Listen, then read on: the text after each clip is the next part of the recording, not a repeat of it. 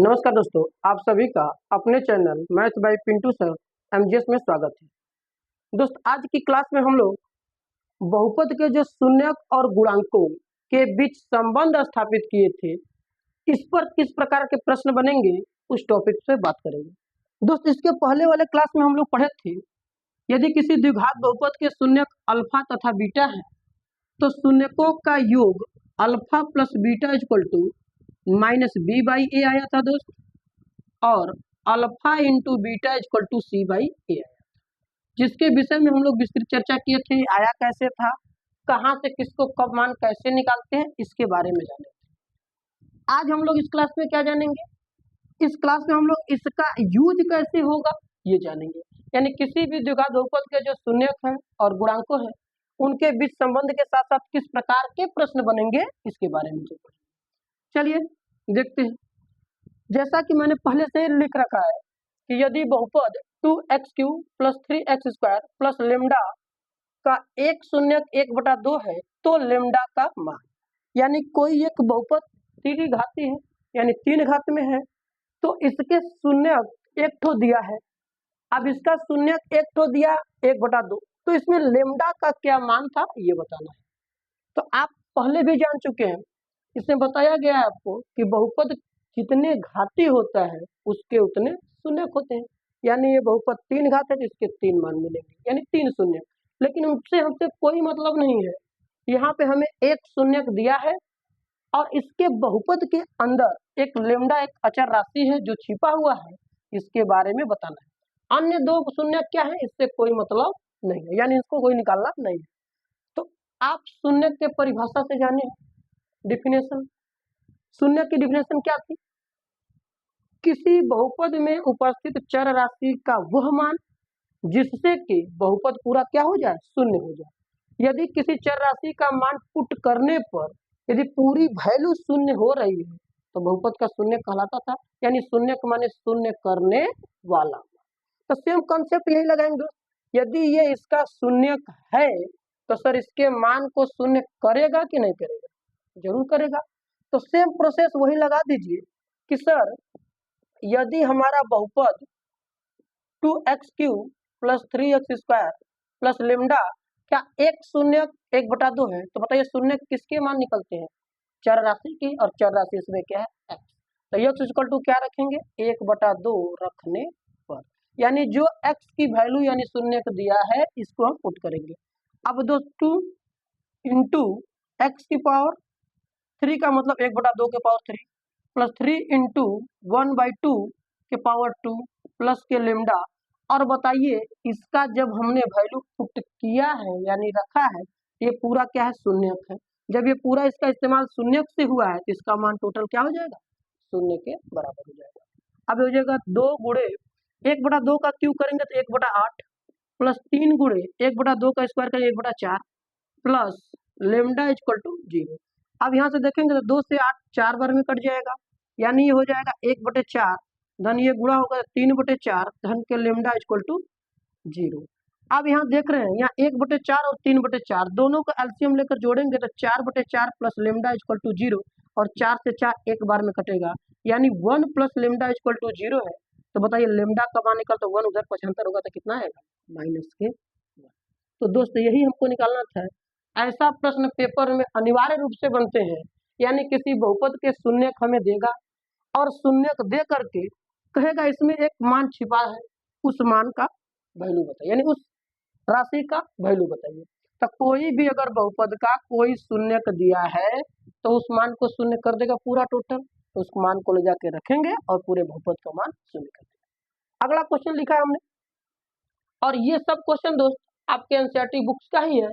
ये नहीं सोचना है आपको कि सर ने पहले से लिखा है तो कहीं अलग से लिया गया, नहीं, जितने प्रश्न आपको बताए जाएंगे सब आपके बुक्स के हैं। यदि बहुपद 2x² माइनस 7x प्लस 3 के शून्य p तथा q है, यानी देखिए इन दो घात में बहुपद दिया है, इसके शून्य का नाम बोला है कि वो शून्य p तथा q है।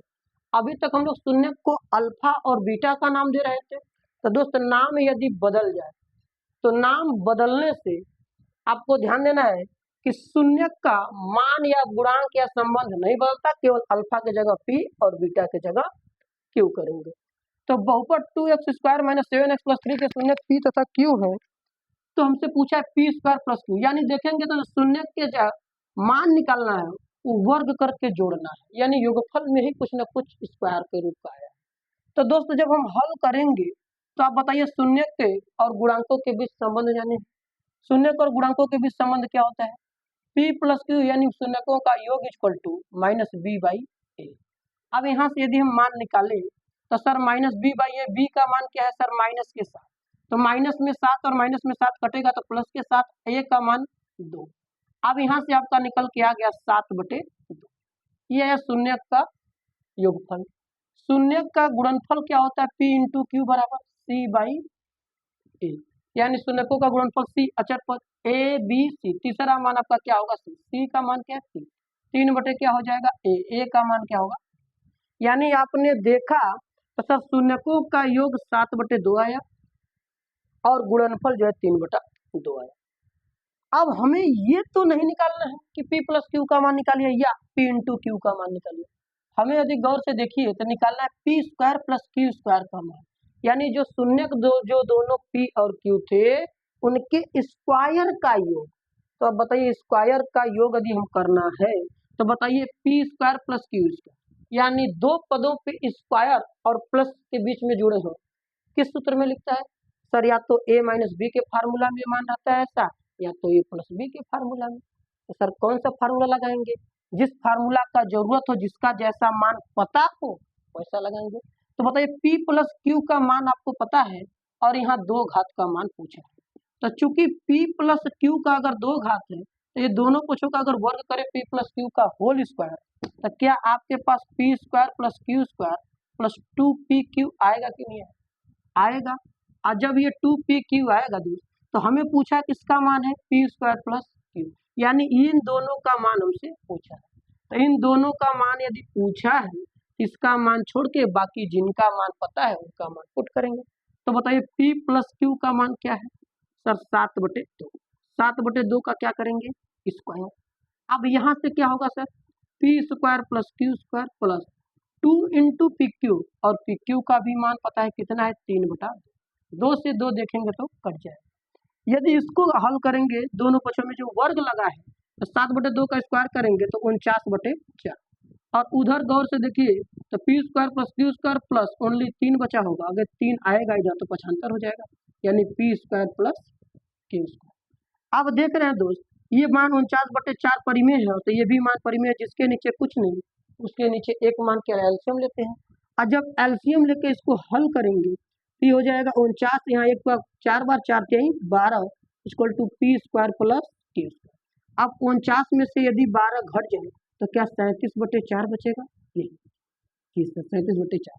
तो देख रहे हैं कि P square plus q square की वैल्यू क्या आ चुकी है 37/4, यानी आपको क्या कहा था क्वेश्चन कि 2x² - 7x + 3 यह एक 2 घात में बहुपद है और इसके शून्यक p और q है। यदि शून्यक p और q है तो कह रहा है p square plus q square का मान। दोस्त यदि शून्यक p एवं q है तो बताइए शून्यकों का योगफल और शून्यकों का गुणनफल लगेगा, और शून्यकों का योगफल अल्फा प्लस बीटा बराबर -b/a।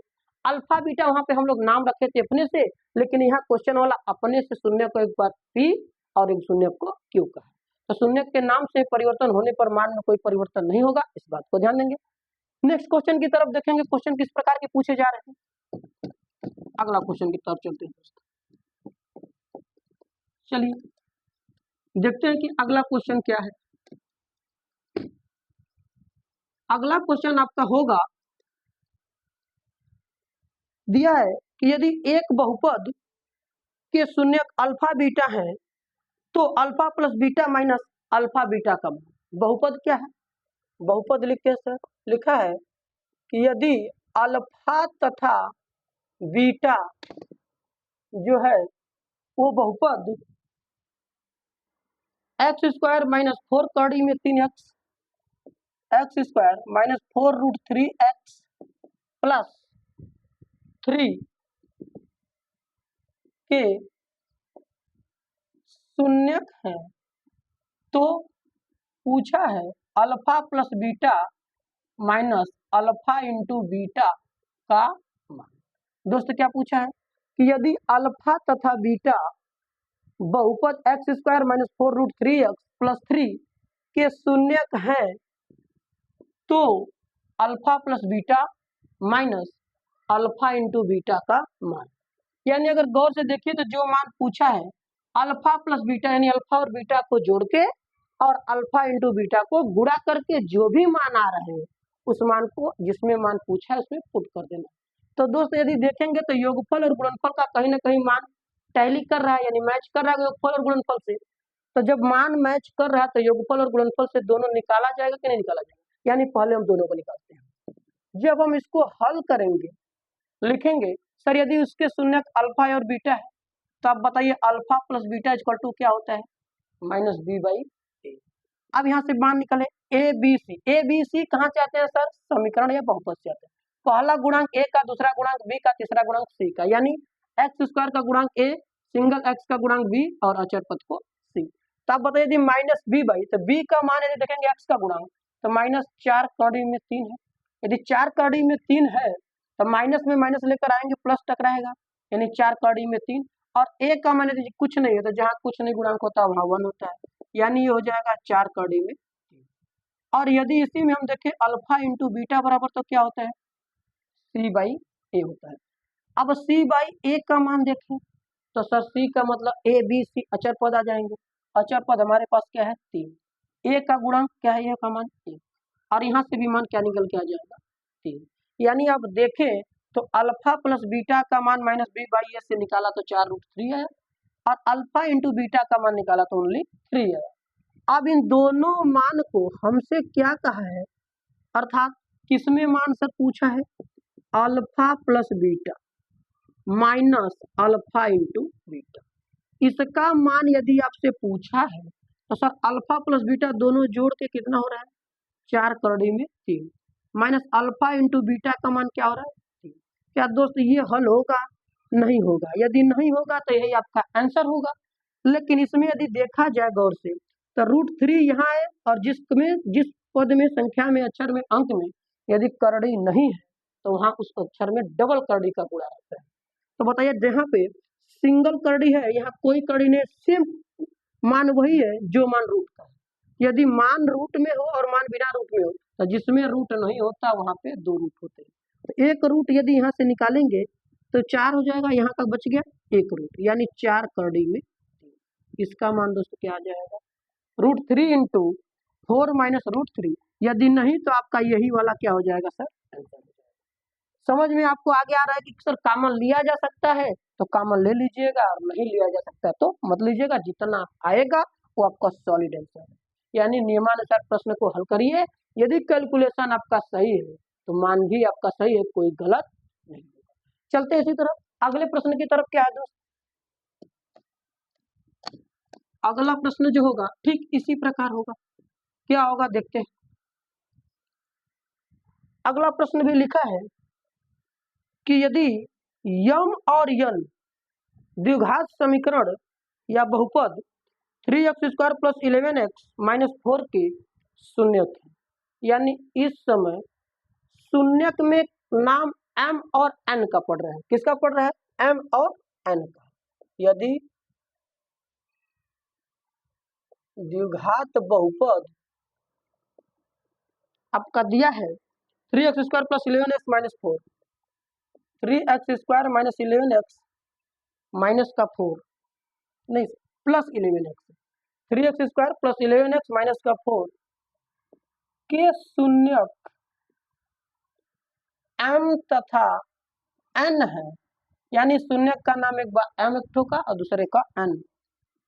तो m बटा n धन m बटे n का मान, यानी m बटे n और n बटे m का मान पूछा है।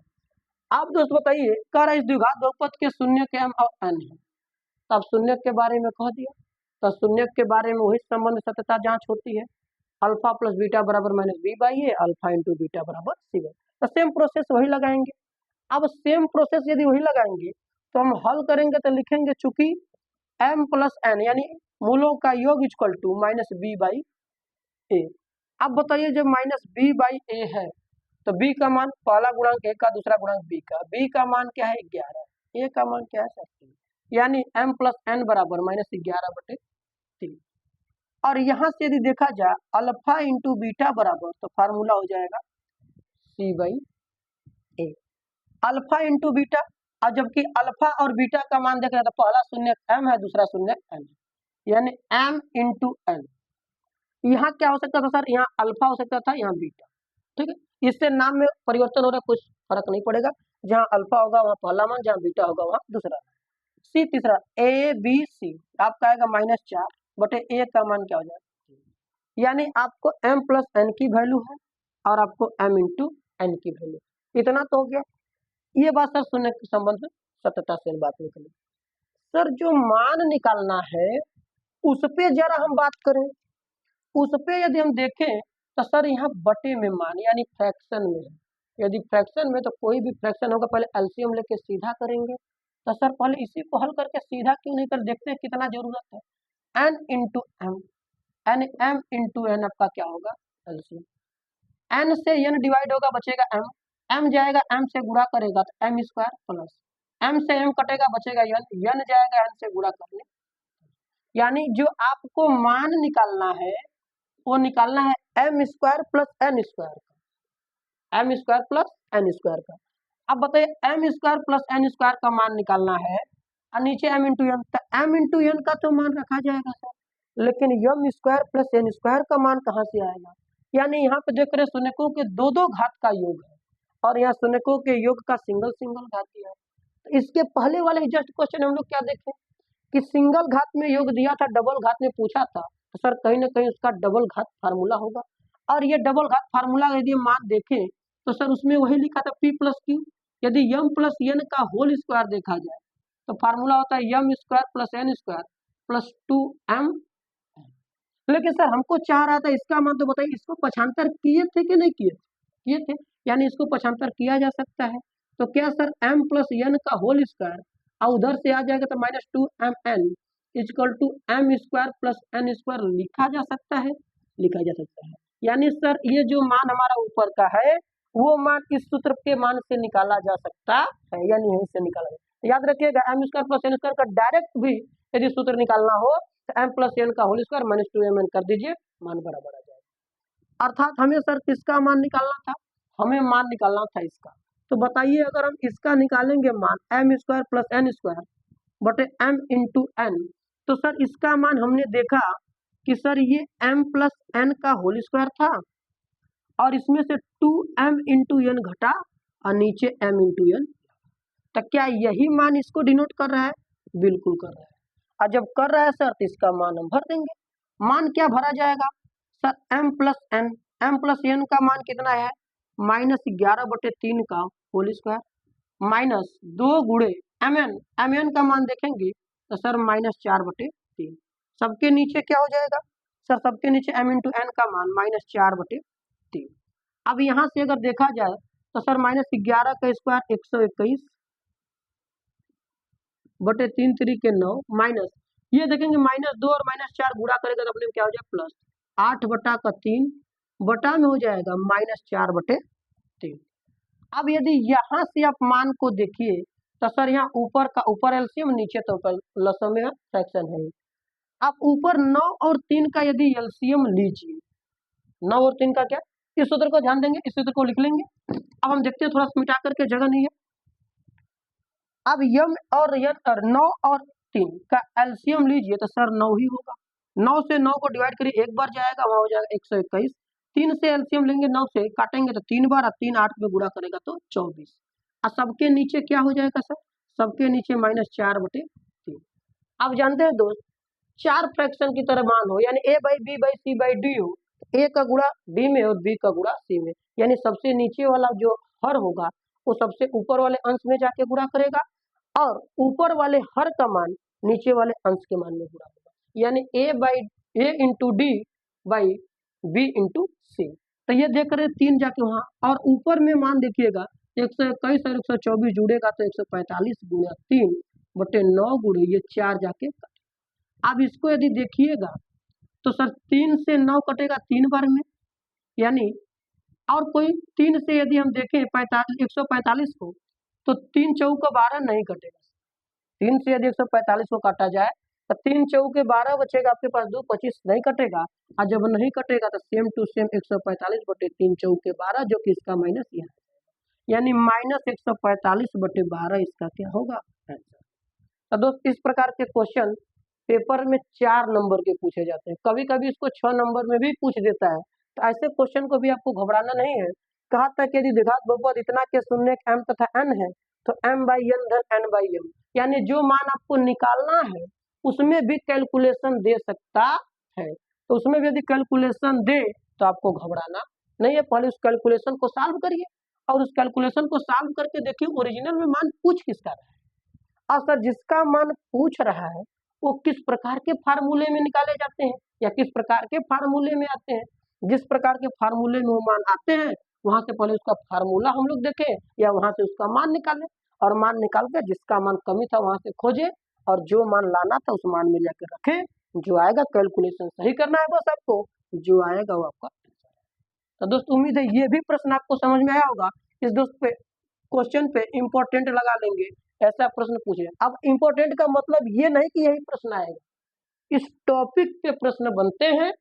अब ये मत समझ लीजिएगा आपके नहीं सर ने इम्पोर्टेंट लिख दिया तो यही क्वेश्चन पेपर में आएगा, इसी को रट के दिए, एकदम बिल्कुल नहीं। इसका कॉन्सेप्ट रट के जाना है। क्वेश्चन में 3 की जगह 5 हो सकता है, m की जगह p हो सकता है, q की जगह r हो सकता है, यानी डिजिट और लेटर चेंज हो सकते हैं लेकिन पैटर्न चेंज नहीं। चलिए हम लोग चलते हैं नेक्स्ट क्वेश्चन की तरफ। अब नेक्स्ट क्वेश्चन में कभी कभी दोस्त आपको बहुपद और उसका शून्य दोनों बगल में दिए होते हैं और जांच लगाना होता है कि क्या जो निम्नलिखित बहुपद के शून्यक दिए हैं वो उसी बहुपद के शून्यक है, जांच कीजिए। यानी कहने का सेंस यह है कि सर बहुपद उसके बगल में उसके शून्यक दिए हैं, अब वो शून्यक इसी के जो दिए वो सच में ये है कि नहीं है, ये जांच करना है। चलते हैं लिखते हैं। क्वेश्चन दिया है आपके पास कि यदि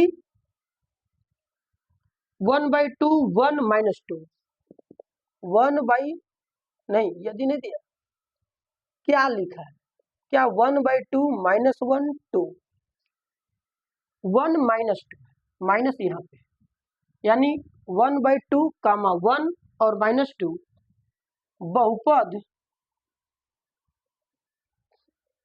2x³ plus x square 2x³ plus x square minus 5x plus 2 minus 5x plus 2 के शून्यक है कि नहीं।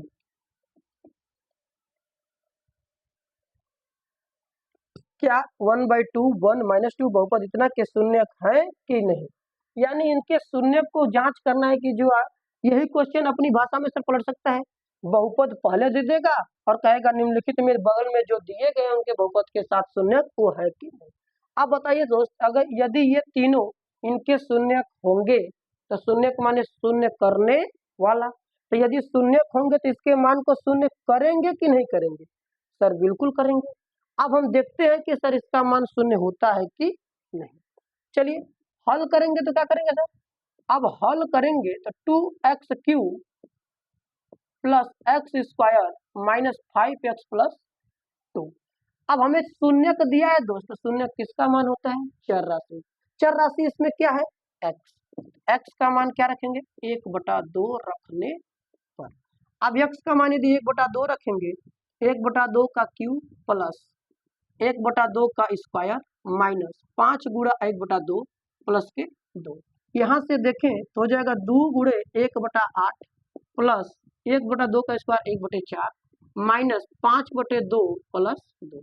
यहाँ से यदि देखेंगे तो 8 4 बार में कट जाएगा, यानी ये हो जाएगा 1/4 धन 1/4 माइनस 5/2 धन 2। जिसके नीचे कुछ नहीं, उसके नीचे सर 1 लेकर के एलसीएम ले सकते हैं, सर बिल्कुल ले सकते हैं।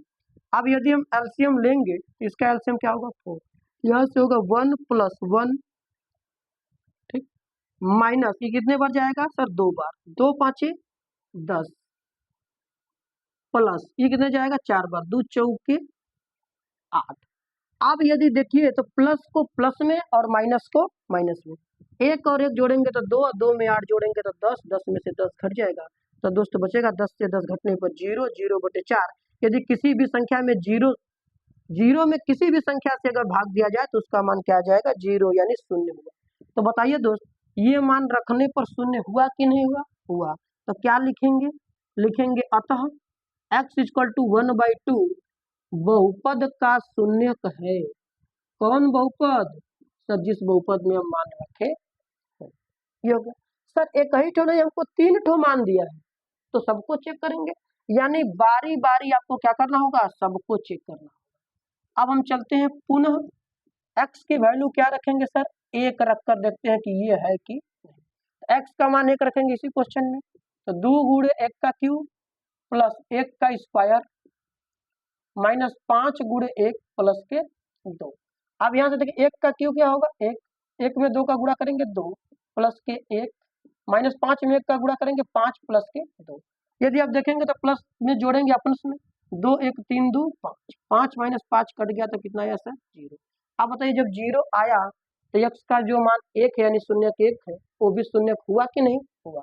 लिखेंगे अतः x बराबर 1 बहुपद का शून्यक है, बहुपद का शून्यक है। या कभी कभी इसको शॉर्टकट में डायरेक्ट भी लिख देते हैं अतः शून्यक है। दूसरा चेक हो गया सर, तीसरा चेक करेंगे। तीसरा क्या होगा सर? पुनः फिर एक बार वही क्रिया, x की वैल्यू क्या होगी सर? -2 रखने पर। अब x की वैल्यू -2 रखने, -2 रखेंगे तो सर क्या होगा? 2 इंटू -2 का क्यूब प्लस -2 का स्क्वायर माइनस 5 गुणे -2 प्लस के। अब यहाँ से देखिए गुणा लगा है पावर भी, -2 का क्यूब क्या करेंगे? -8 में 2 का गुणा करेंगे 16, -2 का स्क्वायर कितना होगा सर? +4, -2 का गुणा -5 में करेंगे तो सर +10। ठीक है, अब इसके बाद प्लस के 2, प्लस को अपने में और माइनस को अपने में। अब बताइए ये माइनस का 16 है, 4 में 10 जोड़ेंगे 14, 14 में 2 जोड़ेंगे तो 16, 16 से 16 कट जाएगा तो क्या आएगा 10? 0। बताइए ये भी 0 आया कि नहीं है? आया। यानी तीनों मान रखने पर पूरा बहुपद 0 हुआ, शून्य हो गया। तो शून्य है कि नहीं? शून्य। इसको भी क्या लिखेंगे? अतः x = 1 बहुपद का शून्यक है, बहुपद का शून्यक। तो दोस्त ऐसा भी प्रश्न कभी कभी आपको जांचने के लिए आ जाता है कि क्या बहुपद इतना के जो बगल में मान दिए हैं या शुरू में दिए, यानी बहुपद में कुछ शून्य के मान वो खुद देगा और कहेगा क्या ये शून्य इस बहुपद के हैं? यदि इस बहुपद के शून्य के ये सब मान हैं तो बहुपद को शून्य करेंगे, अन्यथा नहीं करेंगे। तो बस क्या कर देना दोस्त? जांच लगा देना है। यदि कोई बहुपद का ये जो मान दिया है वो शून्य है, इस पूरे बहुपद के मान को शून्य करेगा। ठीक है दोस्त, एक क्वेश्चन आपको HW में दिया जा रहा है जिसको आप कमेंट बॉक्स में सभी लोग जरूर बताएंगे कि शून्य है या नहीं, यानी इसी प्रकार के क्वेश्चन को प्रश्न हम लिख रहे हैं, प्रश्न को नोट डाउन करिएगा और इसको सॉल्व करने का प्रयास करिएगा जरूर। और जरूर से जरूर आप क्या करेंगे? इसके शून्य के बारे में बताएंगे दोस्त आया कि नहीं। और ये जो प्रश्न था, ये जो टॉपिक आज की थी, ये आपको समझ में आई कि नहीं? क्वेश्चन वही है कि x³ - 4x² x³ - 4x² plus 5x - 2 plus 5x - 2। और दोस्त इसके बगल में जो शून्य दिया है वो 2 1 1, यानी 2 1 और 1 ये दिया है। और ये आपको जांचना है क्या शून्य है, यानी जो बहुपद इतना है इसके 2 1 1 इसके शून्य है कि नहीं। तो आपको इसमें बताना है कि इसमें से कौन कौन शून्य है और कौन कौन शून्य नहीं है। जो मान शून्य करेगा वो शून्य होगा और जो मान शून्य नहीं करेगा वो शून्य नहीं। तो दोस्त आज का क्लास कैसा रहा ये कमेंट बॉक्स में जरूर बताएं और क्लास को बहुत अपने दोस्तों में, ढेर सारे दोस्तों में आप आगे बढ़ाएं। क्लास को शेयर करें, लाइक करें और चैनल में यदि नए हो तो चैनल को क्या करें? सब्सक्राइब करें। सब्सक्राइब करके बेल आइकन जरूर दबाएं जिससे कि यदि अगला नेक्स्ट वीडियो जैसे ही अपलोड किया जाए, आपको सबसे पहले तुरंत नोटिफिकेशन आए कि ये वीडियो कुछ ना कुछ सर की आई है, जिससे आप लोग देख पाए। ऐसा कई दोस्त आपके होंगे जो इन सब बातों से अभी अनभिज्ञ चल रहे होंगे, यानी इन सब बातों के बारे में उन्हें भी अभी पता नहीं है। तो दोस्त अपने फ्रेंड सर्कल ग्रुप्स में भी इस क्लास को शेयर करिए और ज़्यादा से ज़्यादा चैनल को सब्सक्राइब करें, लाइक करें और कमेंट बॉक्स में अपनी राय जरूर दिया करिए। इससे क्या होता है, हम सभी को आप लोगों का मोटिवेशन मिलता है कि अगला क्लास कैसा होगा, किस टॉपिक पे बनाया जाए, आपको क्लास समझ में आ रही है कि नहीं, इसमें कुछ और सुधारने की जरूरत है, ये सब राय अपनी जरूर है दोस्त। चलते हैं, फिर हम लोग मिलेंगे अगले नेक्स्ट वीडियो में इसी टॉपिक के साथ, इसका थोड़ा अगले पैटर्न पे, अगला जो पैटर्न होगा इस पर हम लोग मिलेंगे। ठीक है, तब तक के लिए धन्यवाद।